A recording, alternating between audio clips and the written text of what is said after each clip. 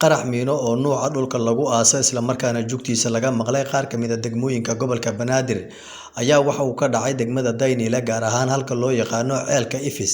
waxaana ka dhashay khasaaro isugu jira dhimasho iyo dhaawac sida dadka deegaanka ay noo xaqiijiyeen. Wararka ayaa sheegaya in qarax lala beegsaday gaari nuuca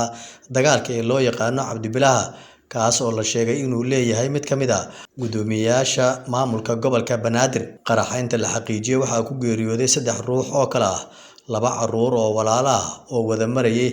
halka qarax uu ka dhacay sidoo kale hal askari oo saarnaa gaariga Cabdibilaha halka dhaawacuna la sheegayo in 3 qof oo shacab uu gaarayo kuwaas oo saarnaa gaari nuuca raaxada oo goobta marayay. Ciidamo ka tirsan kuwa booliiska iyo militariga ayaa gaaray halka qarax uu ka dhacay iyadoo in muddo ah uu hakad galay isu socodka gaadiidka iyo dadka walow markii dambe dib loo furay.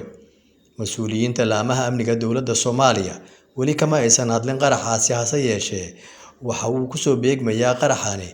xilli magaalada Muqdisho ay ka jirto cabsi ku aadan in qaraxyo kale ay ka dhici karaan